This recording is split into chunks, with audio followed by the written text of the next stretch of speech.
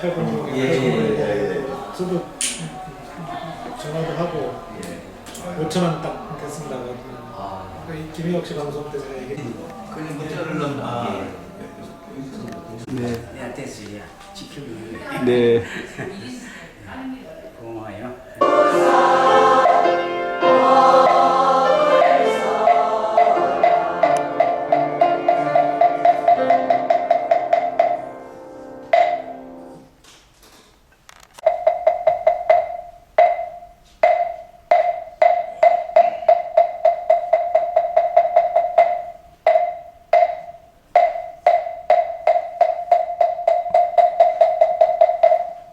모두 자리에 앉아주시기 바랍니다. 법문에 앞서 장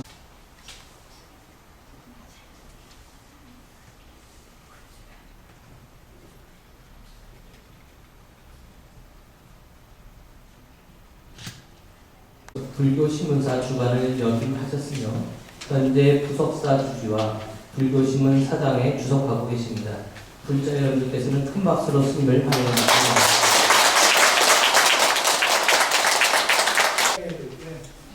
아직도 제가 서산부석사 주지를 이렇게 알려졌는데 2달 전에 주지를 수행을 해왔습니다. 1999년부터 오늘까지 만 16년 동안 서산부석사 주지를 살았어요.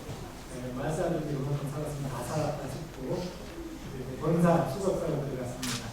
그래서 당장 큰 스님 수동도 하고 어른들 모시고 다시 또 초심으로 돌아가서 지내봐야 되겠다. 수석사로 들어갔습니다. 수석사 평대중입니다.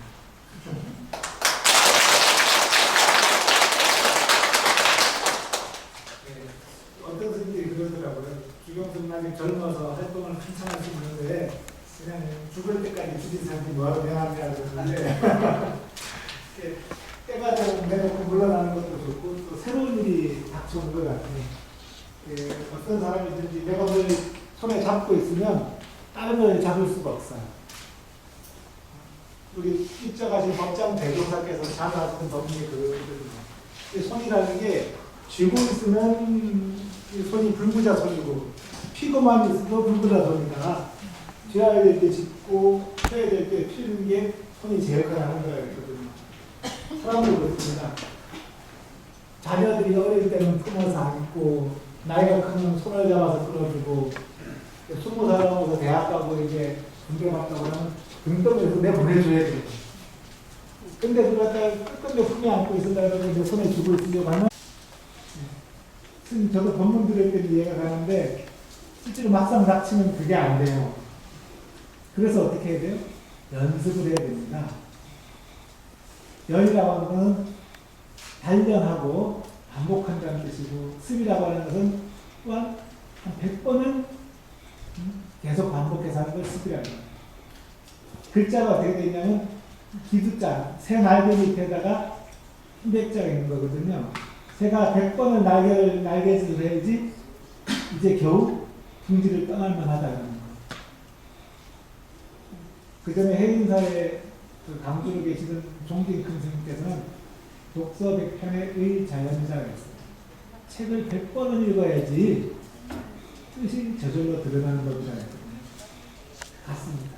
뭐든지 하려면 100번은 해야 돼요. 100번. 그래서 내가 자녀를 잘 키워야지 하는 마음을 100번 가지고 키웠으면 또 잘 낳아줘야지 하는 마음을 100번을 가져야 돼요. 이게 안 지치는 게 있어. 나쁜 버릇은 그냥 평생을 두고 그냥 그대로 안고 살아. 우리 거사님들, 남자분들, 부인들이 양말 좀 잘 벗어놓으면 그냥 홀랑 뒤집어서 나왔고 빨때마다 다시 뒤집고. 그죠? 평생을 그렇게 살아. 그리고 또 보살님들은 평생을 그 잔소리를 해. 하루에 한 번씩 하면 1년에 365번이고 10년이면 3650번이거든요. 습관들은 누가 가르쳐 주지도 않았는데 내 몸에 붙어 있고 익히고 그렇게 뛰라고 잔소리도 못 뛰는 거예요. 근데 좋은 일은 만만하지가 않거든요.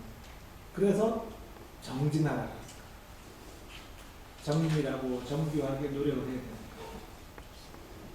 자녀를 대충대충 키웠고 성공하고 대충대충 공부했고 공부 잘하고 대충대충 사업해서 사업 번창하고 돈 버는 사람 있습니까?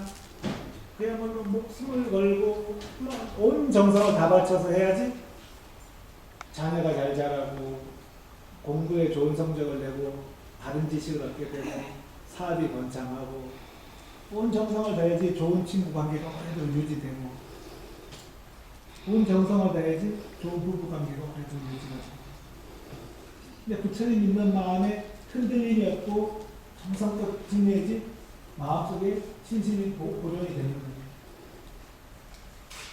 어떨 때는 저래 열심히 오다가 그냥 어느 날 갑자기 사라져버렸어요. 법문 어떤 걸로 하시겠습니까? 그래서 내가 그물망 법문을 하겠다 그랬습니다. 방송 들은 분들이 계시죠? 무슨 그물망 법문이냐? 예불 할 때 제망 차례하고 연구를 합니다. 그죠? 제망 차례 이게 바로 제석천의 그물망이라고 합니다. 이 우주는 이 세상은 제석천의 그물망은 온 우주를 덮을 만큼 큰데 그 그물 엮여진 고리고리마다 구슬이 달려있어요. 그 구슬마다 빛이 나고 얼마나 투명한지 온 세계가 다 비쳐요. 이 부처님의 세계는 바로 그렇게 제석천의 그물망 같이 온 세계를 다 덮고도 남고 그 매듭매듭마다 구슬이 달려서 다 비치는 그런 세상이라는 거예요. 중중무진력이라고 해요. 첩첩이 쌓여서 인연이 끝간데 없이 이렇게 엮여져 있는 그런 세상이라는 거예요. 그래서 이런 세상에 계시는 모든 부처님께 절을 하고 모든 불보살님께 절을 하고 모든 성현들께 절을 하고 모든 거룩한 스님들께 절을 하는 게 바로 예불문화입니다. 이 세계는 이렇게 그물망처럼 다 얽혀져 있고 인연으로 다 이어져 있는 거예요. 그래서 그런 인연법을 우리가 알아야 돼요. 두 번째로 부처님 초기 법문에 들어보면 무소의 뿔처럼 혼자서 가라 하는 법문이 있어요. 그물에 걸리지 않는 바람처럼 자유롭다. 사자처럼 용맹하게 토끼처럼 당당하게 불자들은 그래야 됩니다. 근데 그물에 당연히 바람이 안 걸리죠. 왜? 그물은 바람을 가두려고 있는 게 아니니까. 그물의 용도는 뭡니까? 물고기를 잡거나 아니면 하늘에 치는 그물을 새를 잡거나 그물에 걸리는 걸 잡기 위해서 있는 거 아니에요. 근데 그물이 바람을 갖다 가둬버리면 어떻게 되겠어요?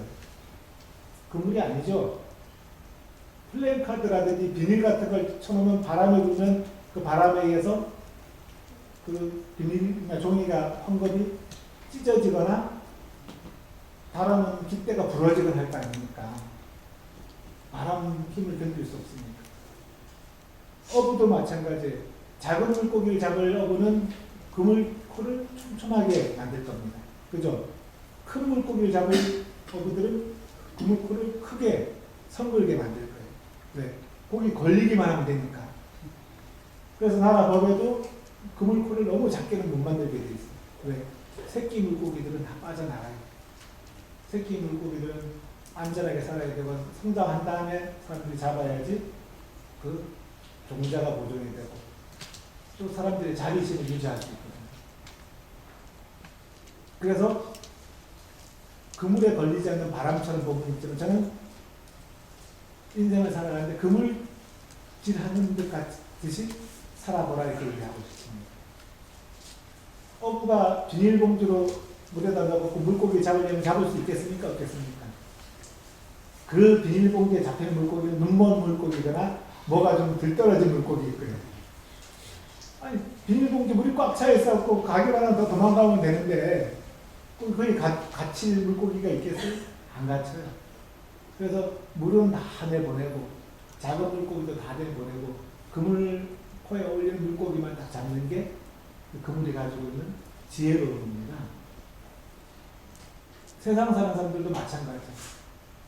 이 세상에는 물같이 또 바람같이 그렇게 크게 의미 없는 일들이 많아요. 그러나 가치 있고 의미 있는 일들도 있습니다. 세상에. 뭐가 의미 없는 일이고 뭐가 의미 있는 일이겠어요? 모르시겠죠? 제가 얼마 전에 신문을 보니까 그런 기사가 나왔어요. 변호사가 쓴 기사예요. 어떤 남자분이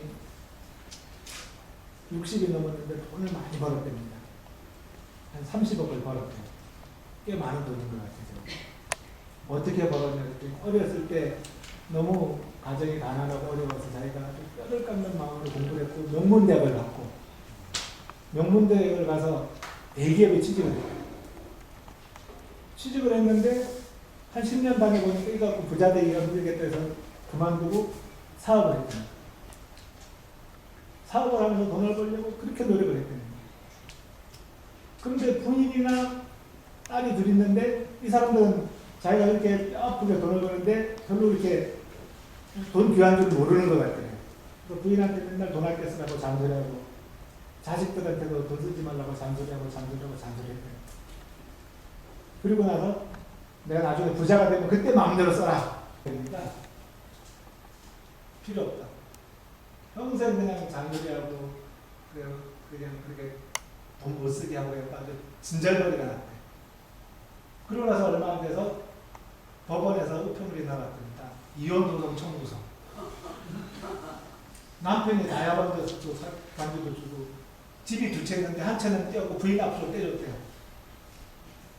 다 해줄 수도 있는데 부인은 그냥 같이 꼴도 보기 싫으니까 이혼하잖아요. 딸내미들 둘도 엄마가 이혼하자는 게 정당합니다. 아빠는 이혼해줘야 됩니다 하고 같이 법원에다가 문서를 써서 제출했대요. 이 보살님들 웃는 거 보니까 이게 걱정되는데? 다 동감하고 어떻게 꼭 내 입장하고 비슷하냐 이렇게 하시는 거예요. 그래요. 왜 그렇게 꼭 이혼하고 싶냐? 아버지가 그 남편이 가슴을 치고 위하는 거. 내가 마지막에 행복하고 싶어서 이렇게 돈을 30억이나 넘게 모았고 부인한테 다이아몬드 사줬는데 다이아몬드 끼지도 않고 이렇게 이혼하자고 이혼장 보내고 모든 걸 다 내보냈어. 부인에 대한 사랑도 자식들에 대한 애정도 다 흘려보내놓고 남은 게 하나도 없어. 이것도 바보예요. 큰 물고기 한 마리 잡으려고 모든 걸 다 놓쳐갖고 사는 동안에 너무 가난하고 너무 비참하고 스스로 부끄럽고 그렇게 살아온 거예요. 그래서 그냥 이혼하는 거 외에는 다른 길이 없는 거예요. 헌법이나 그런 것들이 빗대가 무너지고 하듯이 끊어져 버리지만 너무 큰 걸 갖다 하고 해도 역시 작은 삶의 가치를 다 놓쳤거든요. 지켜야 될 건 뭐예요? 가족에 대한 사랑, 신뢰, 약간 믿음 잡아야 될 것과 놔야 될 것입니다. 근데 그걸 잘 모르고 살아가면 큰 물고기로 생각되는 큰 재산을 모았을지 몰라도 부인의 사랑도 잃어버리고 자녀들의 존경과 신뢰도 다 잃어버리게 돼요. 그래서 그렇고 스님복이 부끄러워서 저래도 못 가겠어요 하는 사람도 있고 지금 이 자리에서도 우리가 버려야 될 것들 버릴 수 있어요. 놔야 될 건 놔야 되거든요. 제일 안 되는 사람이 어떤 사람인지 아세요? 안 되는 줄 알면서 왜 그랬을까 하는 사람이에요. 안 되는 줄 알죠? 그럼 어떻게 그 순간 해야 되겠어요. 놔야 돼요. 아니 지저분하고 더러운 그릇 보면 설거지 할 줄 알고 때 묻은 것 보면 세탁해서 입을 줄 알고 배고프면 음식해서 먹을 줄 알고 다 알잖아요.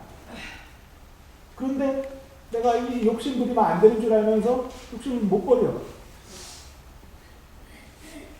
가족들한테 저렇게 매몰차게 정 떨어지는 그런 잔소리나 못된 소리 하면 안 되는 줄 알면서도 그냥 그걸 못 버려요. 나 평생 이렇게 살아왔는데 평생 그렇게 살아왔는데 뭐예요? 법원에서 이혼 청구서를 받는 거예요. 그걸 못 고치면 내 인생에서 나쁜 습관을 못 버리고 내 인생에서 좋은 습관을 기르지 못하면 연마당 앞에 가서 뭘 받는지 아세요? 윤회의 티켓을 받는 겁니다. 윤회의 티켓을 받는 거예요. 아주 죄가 많은 사람은 연마당 앞에 갈 것도 없이 지옥으로 뚝 떨어집니다. 생함지옥이라 하잖아요. 산천을 지옥에 떨어지는 경우가 경전이나 옛날에 저런 얘기들이 가끔 나와요. 또 복이 많은 사람은 숨이 넘어가는 순간에 아미타 부처님과 관세음보살님, 대세지보살님들 오셨고 바로 극락세계로 데려갔어요. 그래서 아미타 내염도가 있지 않습니까? 옛날에 아미타 부처님께서 와서 환영하면서 데려간대요. 그 아미타 내염도예요. 고려시대 불화 중에 많이 있습니다. 그 밖에 나머지 중생들은 염라대왕 앞에 가서 티켓을 받는 거예요. 자, 인간 세상으로 가라. 축생으로 가라. 아기로 가라.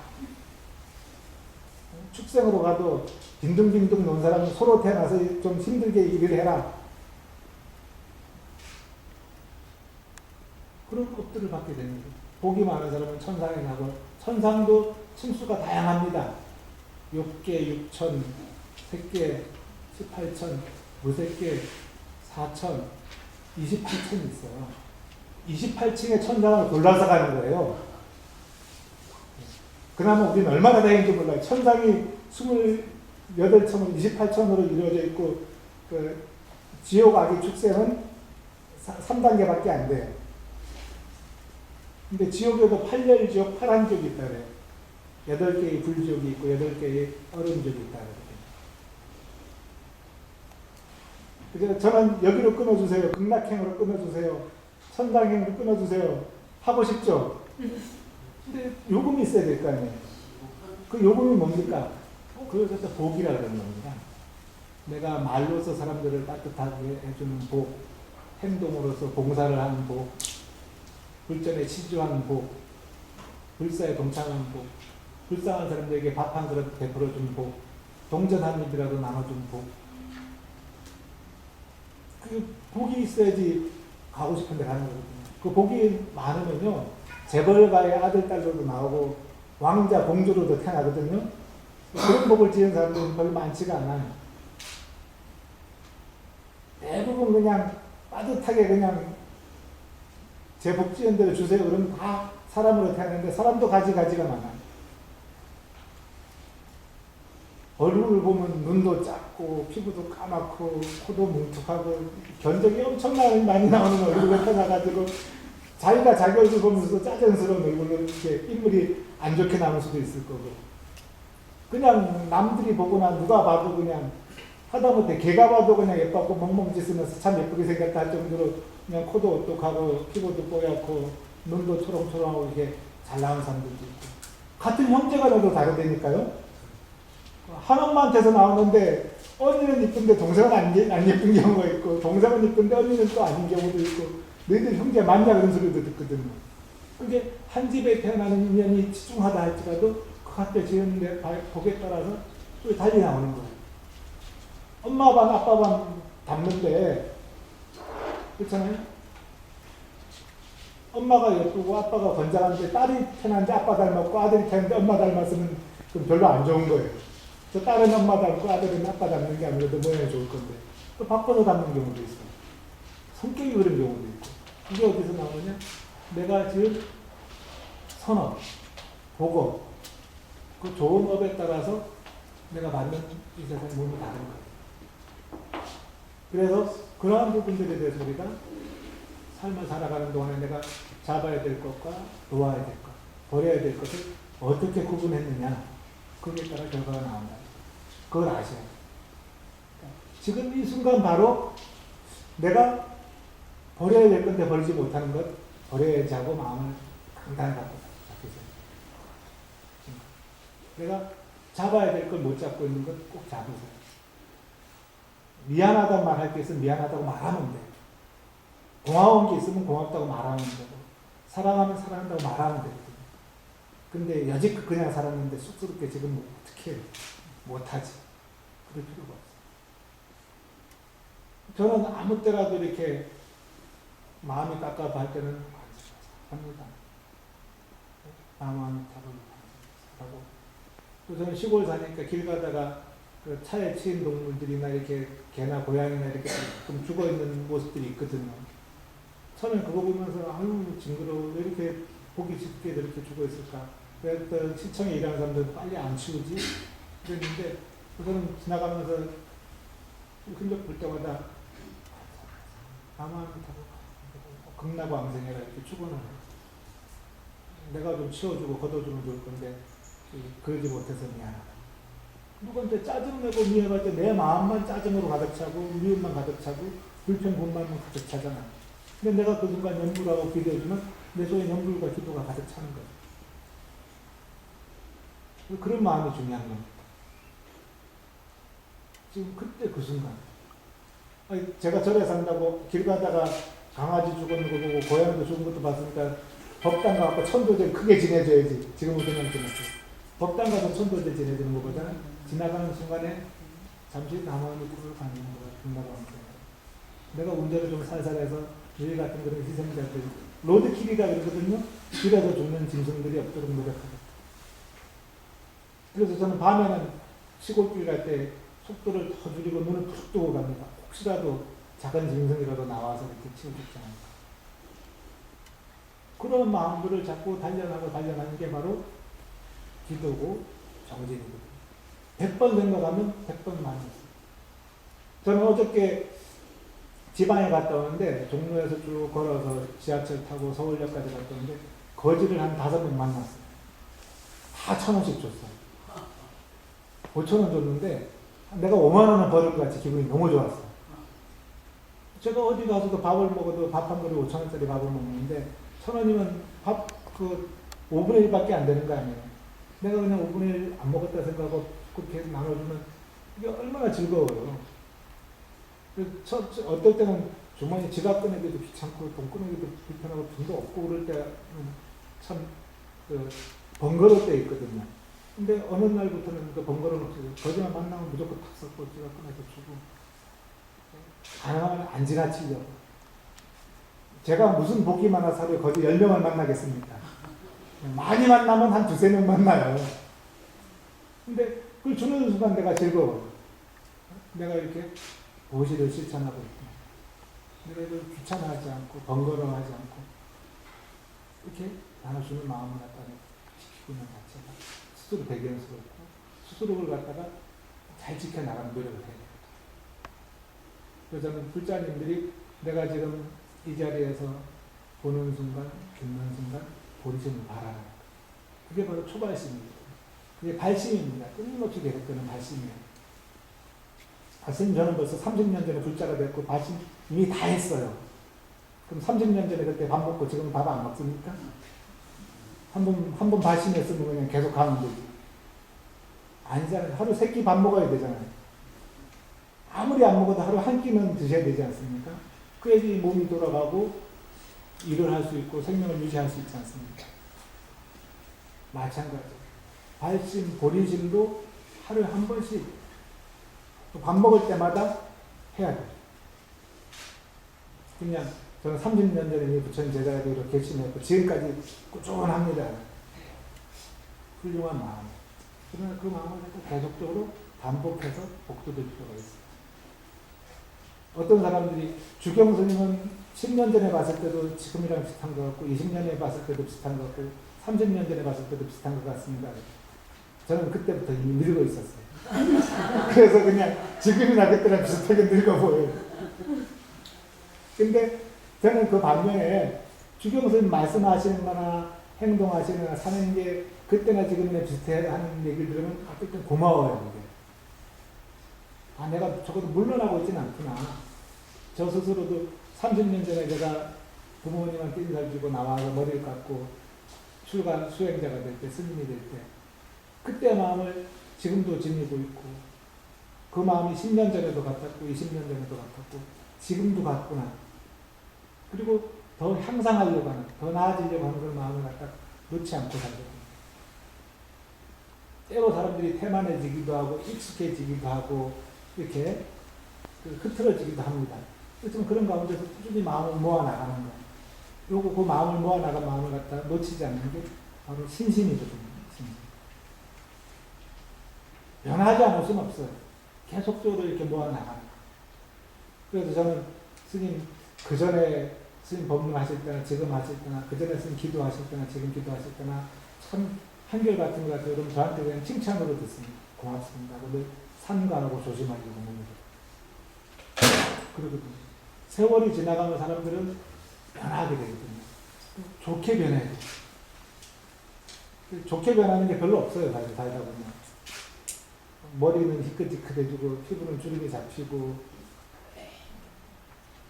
저는 이제 50 겨우 조금밖에 안 넘었는데 노안이 와갖고 돋보기가 나와야 되고 이렇게.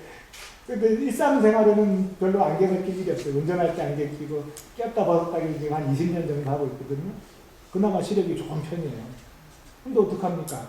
제가 절에서 맑은 거 먹고 좋은 거 먹고 기도 열심히 하고 살아도 나이 드니까 시력이 나빠지고 몸이 안 좋아지는 건 방법이 없어요. 아유 스님들 뭐 절에서 뭐 하는 게 있다고 건강하셔야죠. 스님들도 병이 들어요. 좋은 거 먹고 맑은 곳에서 맑은 물 마시고 좋은 공기 쐬고 살아도 병이 찾아오거든요. 또 겸손해지고 아 그렇구나 하고 사는 거예요. 제가 오늘 무슨 법문을 좀 몇 줄 적어왔습니다. 읽어드릴게요. 비부들이여 계를 지키고 계를 구축한 자는 내게 후회가 없기를 하는 의도적인 생각을 할 필요가 없다.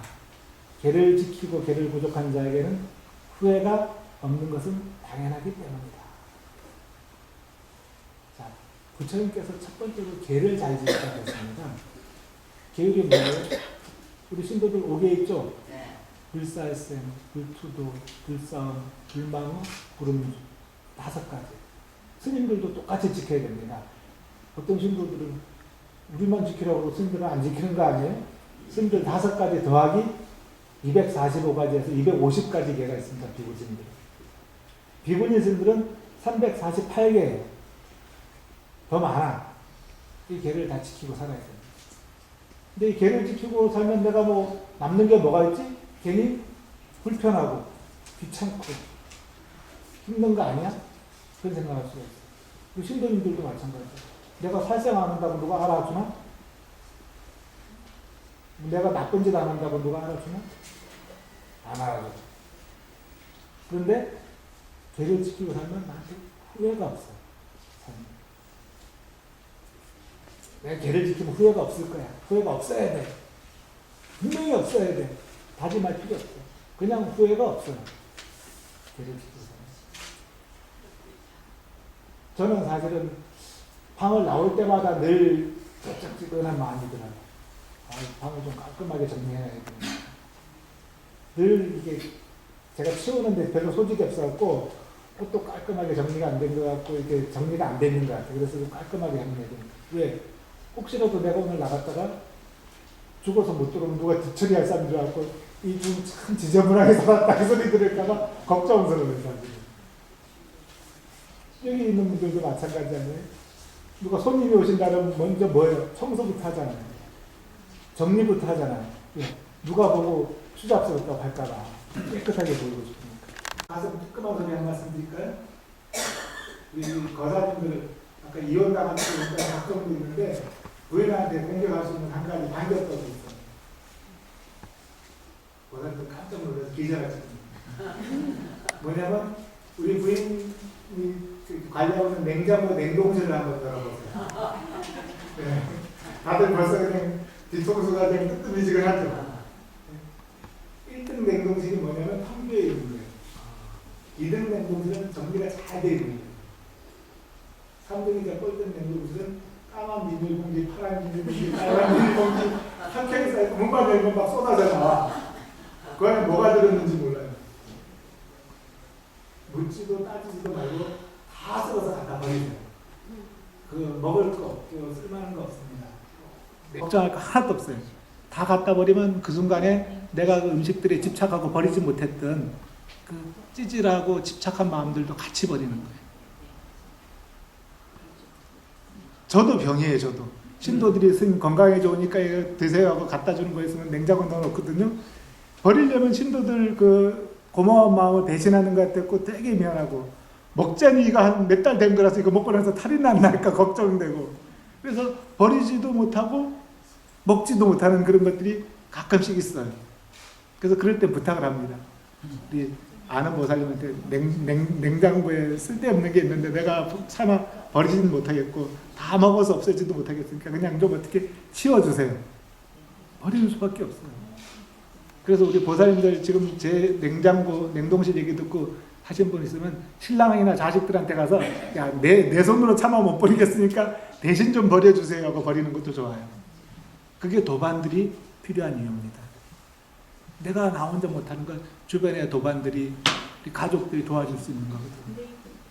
남편들 그 구멍난 빤스나 구멍난 뭡니까 양말은 부인들 싹싹 잘 갖다 버리잖아요. 거칠거칠한 옷 입으러 가려는데 부인들이나 엄마들 보기엔 좋아하고 당사자들은 별로 안 좋거든요. 근데 잘 갖다 버리잖아요. 그럼 부인들이 고민덩어리인 냉동실도 남편들이나 자녀들이 한 번씩 치워줄 필요가 있어요. 삶의 지혜입니다. 이것도 하나의 규칙으로 정할 필요가 있어요. 아, 내가 불필요한 것들, 내가 차마 버리지 못하는 것들, 내가 집착하고 있는 것들을 갖다가 주변 사람들한테도 대신 치워달라고 하는 거예요. 그 치워주는 것도 고생스럽기도 하지만 또 다양스럽기도 하거든요. 그게 도반이 할 필요가 있고 옆에 있는 가족들이 도와줄 수 있는 거예요. 그래서 그렇게 치우고 나면 그다음부터 꿈자리도 개운하고 마음도 편안해져요. 제가 예를 들어서 이제 냉장고, 냉동실을 얘기했지만 그 외에도 많을 것이에요. 묵은 옷까지. 버려야 될 것도 못 버리는 것, 내 손으로 못 버리는 것, 제가 치워야 되는데 못 치우는 것. 항상 그런 생각을 해보세요. 내가 저거 남기고 갔을 때 나한테 무슨 소리가 나올까? 이 지저분한 사람이 이런 거 쓰레기 같은 거 다 잠깐 남겨놨다고. 아니 돈봉투라도 좀 몇 개 놔놓거나 동그라미가 많은 통장에나 남겨놓고 갔으면 맨날 허접쓰레기 같은 것들만 잔뜩 재놓고 쌓아놓고 그렇게 버리고 가면 뭐라 그러겠어요. 그냥 욕이랑 흉이랑 싫은 짜증스러운 말밖에 다 나오겠습니까? 그래서 개를 잘 지키면 후회가 없다는 거예요. 나의 삶을 단정하고 깔끔하게 살아가면 절대 후회가 있을 수 없습니다. 후회가 없을까? 그럴까? 설마. 그런 것도 할 필요가 없어요. 개를 잘 지키고 개를 잘 부족한 사람은 후회가 없을 거야 생각할 필요도 없이 그냥 후회가 없습니다. 자, 그 다음에 이분들이요, 후회가 없는 자는 내가 환희가 생기기를 하는 의도적인 생각을 할 필요가 없다.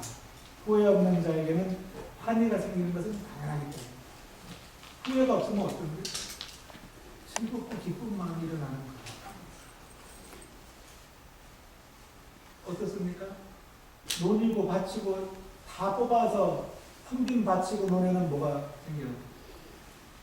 새로운 거 심을 수 있는 여유가 생기지 않습니까? 새로운 논에는 벼를 심을 수 있고 벼를 다 걷어낸 논에는 또 보리를 심을 수 있고 다 캐낸 밭은 빈 밭은 뜯어주고 그 쓸데없는 돌이나 불필요한 것들이 다 빠져나간 빈밭밭에서 거기서 환희가 생겨나는 거예요. 기쁨이. 새로운 성취가 일어나는 겁니다. 감자를 심으면 감자가 자라고 옥수수를 심으면 옥수수가 자라고 꽃을 심으면 꽃이 자라고 후회가 없는 곳에서 환희가 자란다는 게 두 번째 말씀입니다. 자, 여러 가지겠지만 마지막으로 하나 더 읽어드리겠습니다. 비구들이여, 몸이 편안한 자는 내가 행복을 느끼기를 하는 의도적인 생각을 할 필요가 없다. 몸이 편안한 자가 행복을 느끼는 것은 당연하기 때문이다. 자, 몸이 편안해야 돼요. 부처님께서는 이 육신에 집착하지 말라고 하는 법문을 많이 하셨지만 그러면서도 이 육신을 너무 함부로 하라고도 말씀 안 하셨습니다. 몸이 편안하고 안정돼야 돼요. 어떤 분들은 몸을 혹사시키는 분들이 있죠. 너무 일을 많이 한다거나 너무 건강관리를 안 한다거나. 우리 절에 다니는 거사님들, 처사님들이 특히 아주 좋아하는 게 있어요. 술 마시는 거.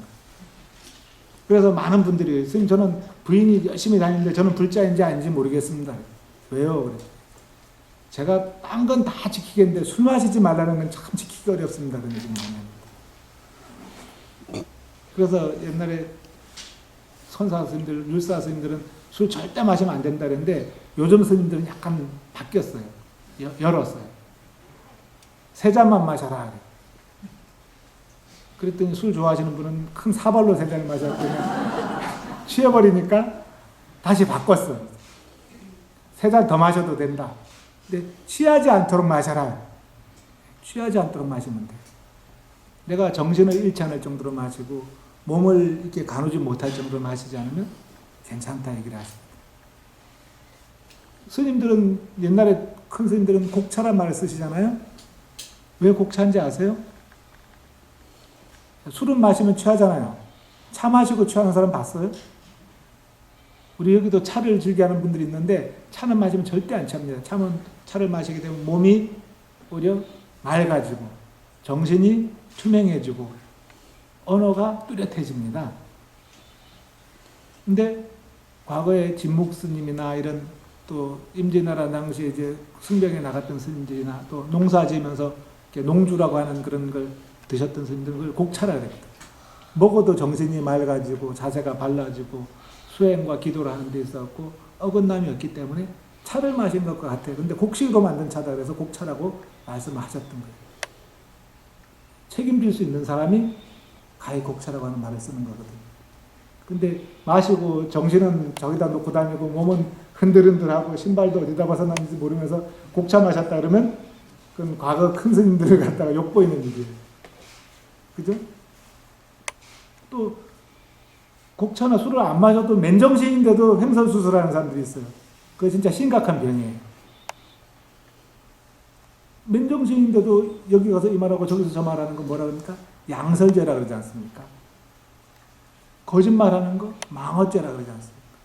맨정신에도 양설 망어하는 사람도 있어요. 꾸며대는 말, 이간질시키고. 술 취하는 사람은 술에 몸을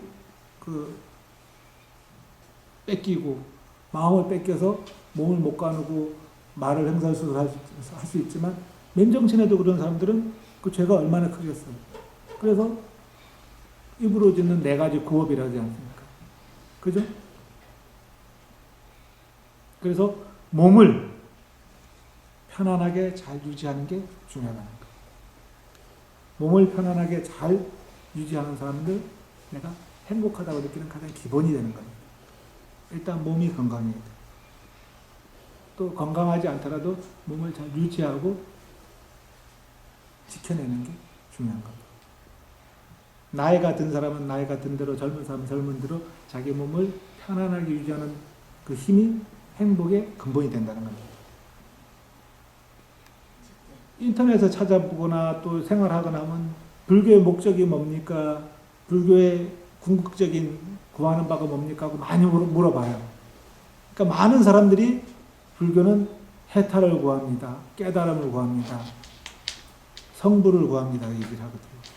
맞습니까? 맞다고 할까? 아니라고 할까? 고민되죠. 맞습니다. 그러나 또한 맞지 않습니다. 수행의 목적, 우리가 스님들이 출가해서 하는 수행의 목적은 해탈 깨달음에 있습니다. 그러나 불교의 목적은 해탈 깨달음에 있지 않아요. 행복에 있습니다. 육신이 편안해 행복해가 있지 않습니까? 불교의 목적은 중생들의 행복에 있어요. 행복한 게 우선이에요. 행복하지 않은 깨달음이 무슨 필요가 있겠어요? 절에 다녀갖고 내가 늘 힘들고 고통스럽고 어려운데 절에 다니는 뜻이 어디 있겠습니까? 없죠. 행복한 데 있는 거. 여러분들은 행복을 구하는 게 최고의 목적입니다. 부처님께서도 행복하기 위해서, 중생들을 행복하게 하기 위해서 법을 펴신 겁니다. 그러려면 다양한 일들을 해야 돼요. 다양한 일들. 부처님께서 왜 84,000가지 법문을 남겨놓으신지 아십니까? 84,000가지 중생들이 있고 84,000가지 병이 있어서 84,000가지 병통을 고칠 수 있는 나를 서려는 게 84,000 법문입니다. 많은 사람들을 만나고 많은 법문들을 달리하십니다. 제가 곰곰이 생각해 보니까 우리 한 60 넘어가신 분들은 아유 스님 대리생을 글로 쓰려면 장편 소설명 책 두꺼운 걸로 여러 번 쓸만해요. 그래. 다들 그런 얘기 하시더라고요. 여기 있는 분도 그런 분들 많죠. 제 인생을 책으로 쓰면 여러 번 나올 것 같아요. 천만에 한 장도 안 나옵니다. 부인 입장에서 볼 때 남편 원망하는 게 그냥 책으로 몇 권을 쓸 수 있을 것 같은데 남편이 못돼 먹었다. 돈도 안 벌어가지고 나가고 친구들하고 술 마시기 좋아하고 도박하고 별로 잘해주지 않았다. 아주 나쁜 남편이다. 그거 하고 나면 그냥 원망하는 걸로 그냥 평생 채워지는 거예요.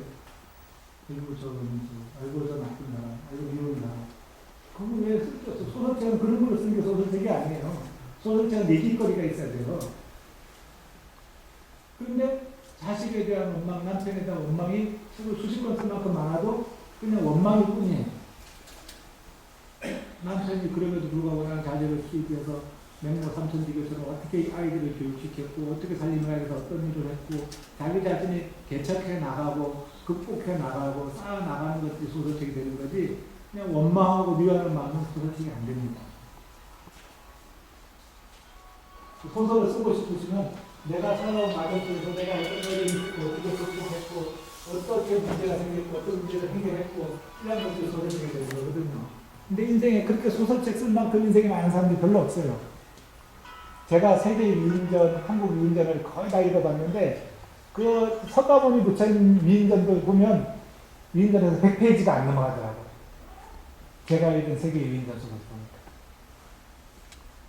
84,000 본문을 남겨놓으신 부처님 위인전조차도 100페이지를 못 넘어가는데 여러분들 그냥 일상적인 삶이 어떻게 건적으로 몇 권씩 나오겠어요. 그냥 본인의 희망일 뿐이지. 그래서 지금부터라도 저는 여러분들의 인생을 자서전을 쓸 수 있는 걸 만드시라고 얘기하고 싶어요. 지금부터 내 오늘 하루에 어떤 창의적인, 어떤 생산적인, 어떤 가치 있는 일들을 이렇게 나가는 거예요. 새로운 일들을 만들어 나갈 필요가 있어요. 일일신, 우일신. 하루하루 새롭게 또 새롭게.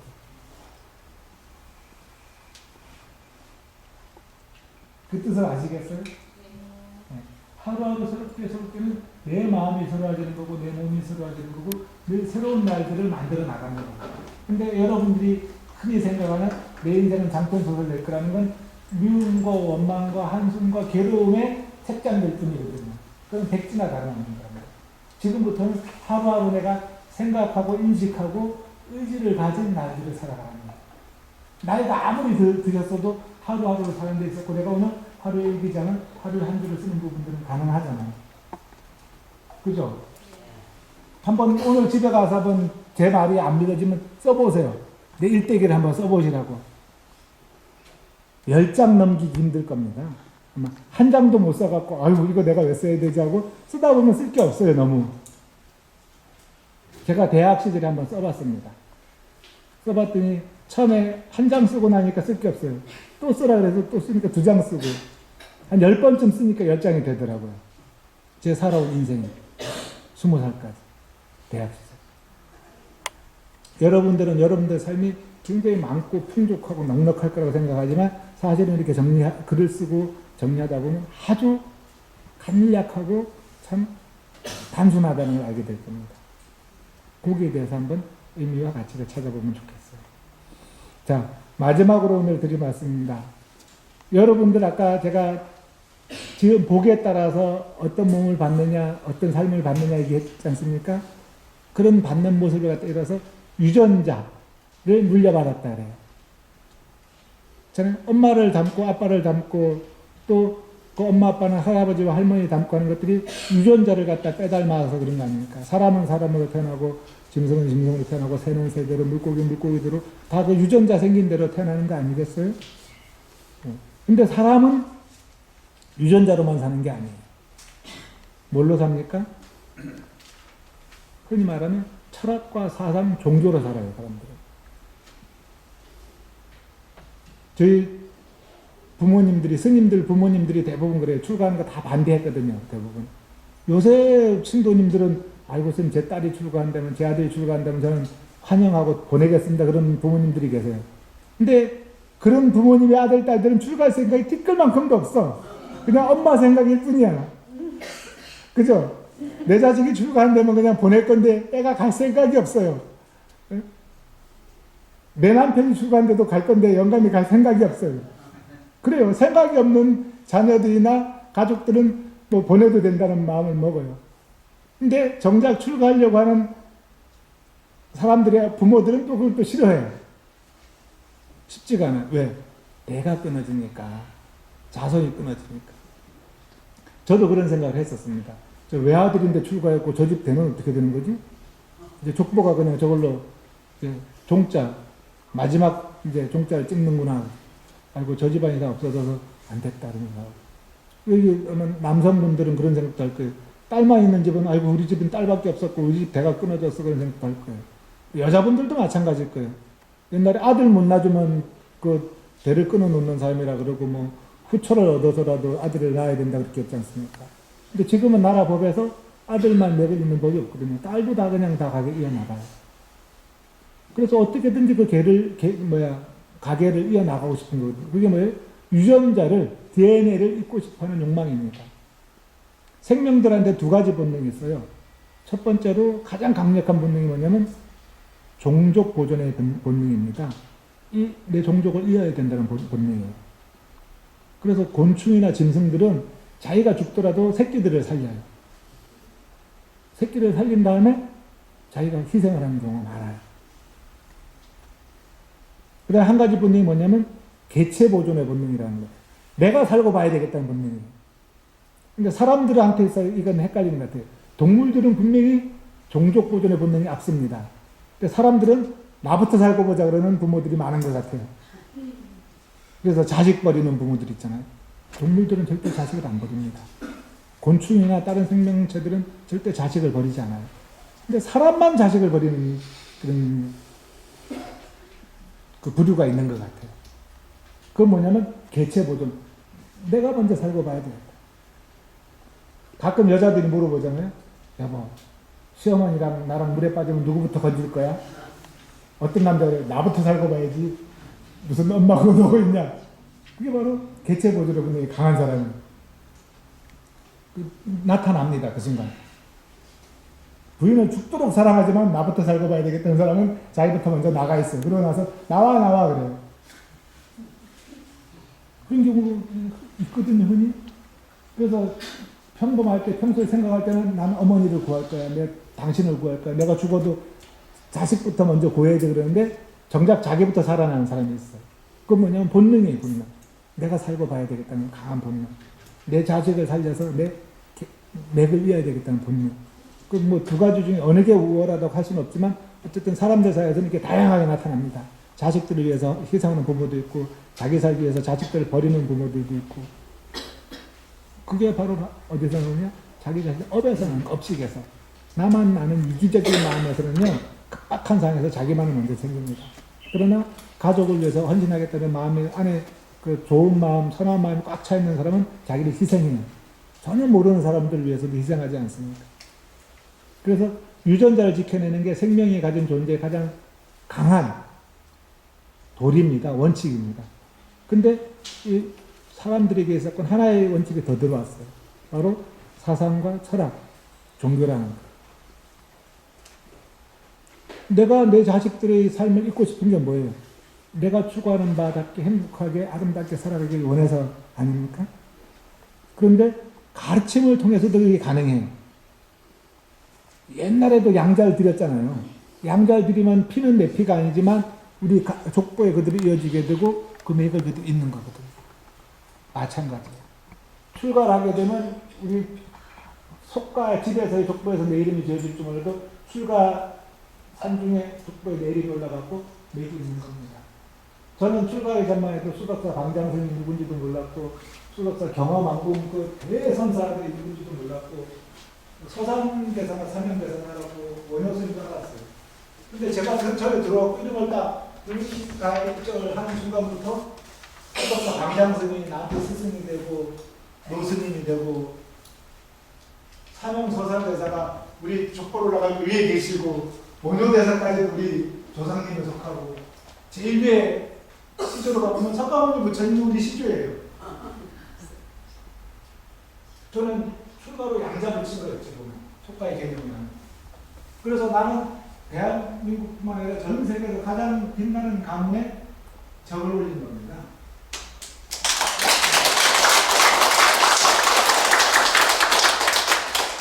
이게 뭐냐면 집안의 가계의 매력이 이런 것도 중요하지만 우리가 가르치는 매력이 있는 게 얼마나 중요해요. 여러분들이 이제 석가모니 부처님의 속가 제자들도 다 이렇게 올린 거예요.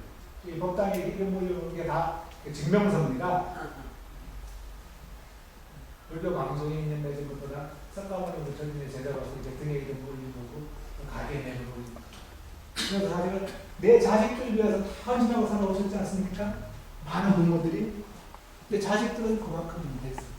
나의 삶, 내가 꾸리고 싶었던 나의 삶, 이 삶을 똑같이 살아줄 사람들이 누가 있을까? 그런 사람들을 위해서 많은 분들이 장학금도 내놓고 또 자리가 되면 얘기도 전해주고 그런 길을 열어주는 거죠. 또 스님들에게 후원하고 스님들에게 시주하는 이유가 뭐냐면 이런 맵을 있는데 내가 시주함을 해서 스님들 옷을 한 벌 사드리거나 경전을 한 번 사드리거나 몸 아픈 스님들 약을 한 대 지어드림으로 해서 내가 거기에 복을 지으니까 인연을 맺으니까 그게 고마워. 그래서 여러분들은 인류가 가진 가장 최고의 가르침은 불교 부처님의 가르침을 갖다 믿는 사람들이고 그 맥을 있는데 도움을 주고 외환을 바깥에서 보호해주는 그런 후법신장의 역할을 하는 거죠. 여러분 스스로가 지금은 이제 내 자식들을 위해서는 사는 어떤 그런 동물적인 본능적인 유전자 DNA만 유지할 게 아니라 우리의 마음의 DNA, 마음의 깨달음, 그걸 유지해요. 저도 사실은 젊은 시절엔 나도 나 닮은 자식 하나 나누면 좋지 않을까 하는 생각을 갖다 한 번씩 할 때도 있었어요. 사람 마음이 그렇잖아요. 그 자식을 낳고 싶은 마음은 갖고 있는 본능 중에 하나니까. 근데 살다 보니까 이제 나는 진짜 좋은 제자가 있었으면 좋겠다 이제. 나가서 나 닮은 육신의 DNA를 물려받은 자식을 낳는 것보다는 내가 생각하고 내가 살고 싶고 내가 이 세상에 펴고 싶은 부처님의 법문을 전하는 그런 좋은 제자가 있었으면 좋겠다. 그 제자가 출가 스님이라도 좋고 제가 있는 세속의 거사 보살이라도 좋은데 이 가르침을 이어받을 수 있는 제자가 있었으면 좋겠다는 생각을 하게 됐어요. 저는 그게 스님으로서나 또 출가 수행자로서는 당연한 바람이라고 보고 이걸 갖다 놓치지 않고 살아갈 겁니다. 자, 여러분들도 이제 오늘 이 법회 인연 이후로는 내가 살아있는 내 자식들에 대한 집착 부분들 그건 버릴 수 없는 거니까 잡고 계세요. 그러나 이 삶을 아름답고 이 세상을 더 행복하고 편안하게 평화롭게 만들어줄 수 있는 그런 마음의 유전자 DNA 부처님의 가르침을 널리 피는 그런 어떤 인연을 지금 하나 맺었으면 좋겠습니다. 그렇게 하실 수 있겠죠? 네, 다들 행복합시다. 네, 감사합니다. 오늘 본문은 이렇게 마치겠습니다. 네, 복 받으시고 행복하시기 바랍니다.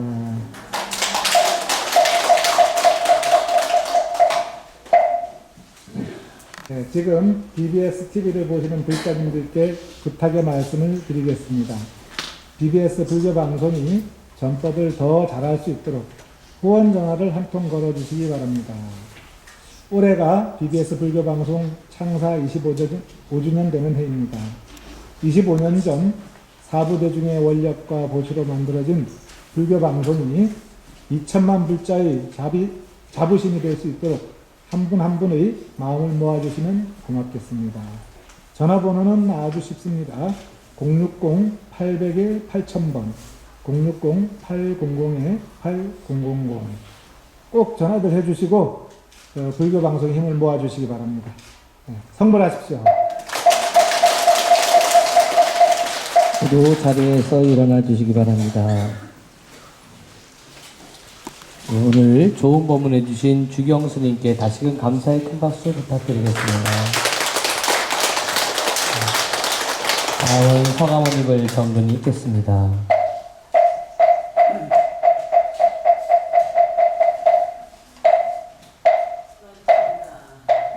나무 삼계도사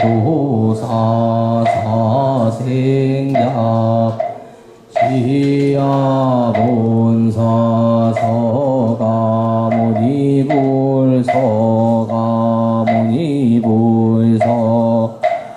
모니불 서가모니불 서가모니불 모니불 서가